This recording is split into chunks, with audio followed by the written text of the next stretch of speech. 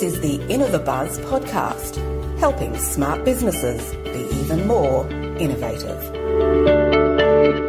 Hi, I'm Jürgen Strauss from InnovaBuzz, and welcome to episode number 75 of the InnovaBuzz podcast, the podcast designed for smart businesses who are interested in innovation, modern marketing, and information marketing, as I call it, to become even more innovative.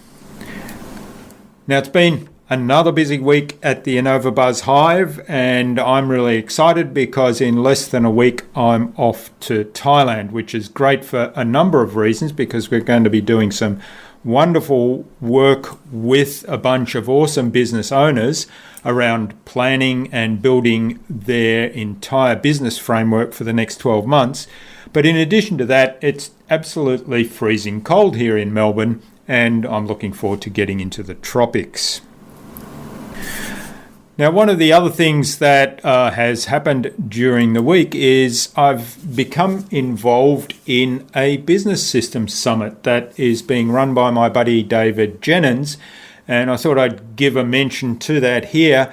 So that's going to take place on June 22nd and June 23rd. It's an online event. You can actually participate for free, although there is an upgrade where you get a heap more value by buying a ticket. The details are in businesssystemssummit.com, but we'll have the link to that in the show notes underneath this episode.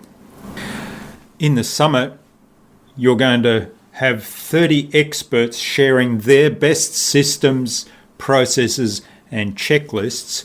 And not only that, we'll be working together to refine those and add our own unique take on those, so that at the end of the summit, those 30 systems, processes and checklists will actually have been updated or upgraded a little bit more, and then they'll be available to every participant in the summit. So go check that out at businesssystemssummit.com.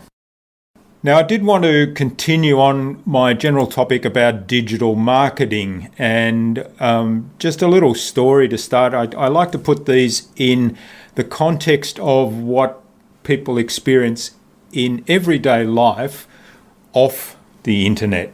So have you ever had a random salesperson turn up at your doorstep and try to sell you something that you had absolutely no interest in and you didn't need? Yeah, that's right. I'm sure it's happened to you, because it used to happen to me all the time until I put up the no salespeople to knock sticker on the door. But even then, some of them ignore it, and it's just plain annoying. But put yourself in the shoes of the person doing the selling, though. Imagine knocking on a perfect stranger's door with no idea of who's going to answer the door. I mean, it might be a serial killer or who knows. So you've got absolutely no knowledge of whether that person has an interest in what you're selling, whether they need what you're selling, or if they even care about it.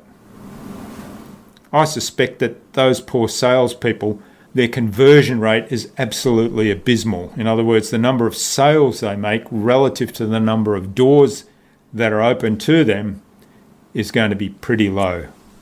It must be so demotivating. And yet, this is the approach that most people take when they do marketing online. They broadcast information into the internet for everyone to see. In other words, they knock on strangers' doors, and they wonder why there's little interest. Even fewer visits to their website and no sales from their online marketing initiatives.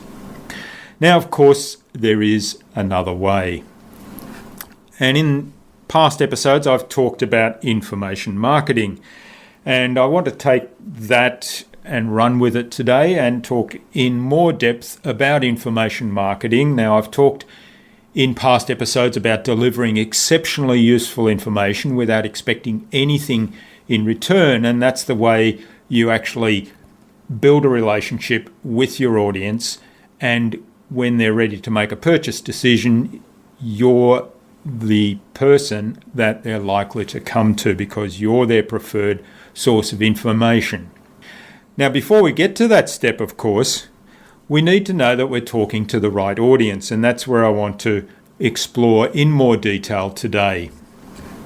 As a little aside, I've had the enormous privilege of being accepted into the marketing seminar, which is an online program run by Seth Godin.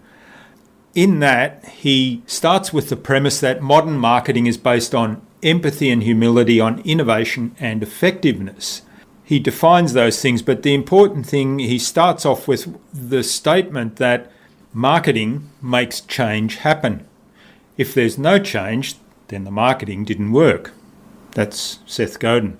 Now, remember that in a previous post I talked about the difference between what your audience's status is before they have the information that you provide and their status after they have that information, and that determines the value of the information. So essentially, this is the change that you've made with your information, and to be exceptionally valuable, that information has to dramatically improve their status. So in the program, Seth also says that it turns out that getting really clear about who you want to achieve the change for actually changes everything. So this is about the ideal customer. And there's a lot of ideal customer profile tools available. They tend to talk a lot about demographics. So how old is the ideal customer? What gender are they? What nationality are they? Where are they located in the world? A lot of these things that go into a great deal of depth, and I have some of that on profiles that I use as well, but I emphasize to people that I work with that you only bring in the information that is relevant to building that relationship with your client. Now, the interesting thing is that in the marketing seminar, Seth Godin points out that psychographics is actually much more important. So this is around the desires, the frustrations, and the personalities, and focusing on the beliefs and behaviours of that ideal client. You'll notice in one of our previous posts, and I'll put a link in the show notes to that, I don't have it handy right now, our customer profile template has a lot of information around fears, frustrations, wants and needs, and also the behaviours and who influences our ideal customers. So the message from Seth Godin, the master, is very consistent with what we've been doing. But let's come back to the ideal audience, because something that Seth said in this seminar really resonated with me, and I think this is an area that I need to make some change in my own marketing, and perhaps I will share my journey through this seminar with you as I make these changes. So what he said was, find the smallest audience, so the smallest audience you can live with, and delight them, focus on them and obsess over them. When you do that, something amazing is going to happen. You're going to get bigger, you're going to have more impact, and of course, if you start off with the premise that marketing is about making change, then you definitely want to have an impact. So getting to know your target audience is really important. The customer profile documents that I've put together, I find them very useful in terms of constructing that audience and building that ideal customer profile, and then using that in all the communications that I have with the target audience.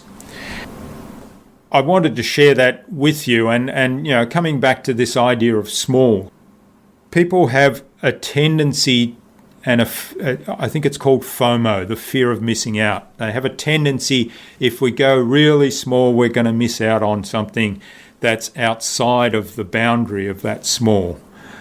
But the counterintuitive thing is, if you focus on an audience that you really can have an impact with, that you really can make a change, and as Seth says in his words, delight them, focus on them, obsess over them, you will grow with that, because you'll become the expert for that audience, and they won't even dream of going anywhere else for your product or for your service. So as I say, I'm doing this marketing seminar with Seth Godin and with an awesome community over the next 100 days. So it's actually a big commitment, but it's really exciting because how often do you have the opportunity to work with a master of marketing? I'd like to share my journey with that, so I'll be talking a little bit more in future podcasts about that. Now, it brings me on to another topic that I wanted to raise today, and that's the power of community. So one of the things that is part of this marketing seminar is a community.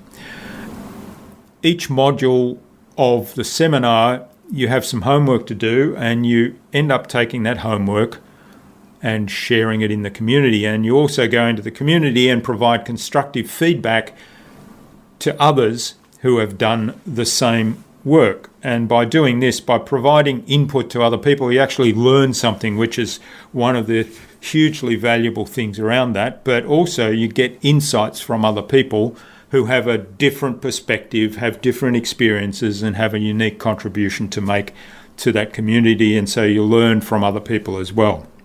Now, I'm involved in a number of communities, and the biggest one I'm involved in is the WP Elevation community, which is the largest online community of WordPress and digital marketing consultants in the world. And again, the power of community is just astounding. I mean, there are things that happen in that community every single day where people contribute, people help each other out, they ask for help, and then hundreds of people jump on and say, I'm here, I'm ready to help you. I have expertise in the things that you need, so here you are, and they share things. With ideal customers, if you can start to build a community around that, that is going to be so powerful.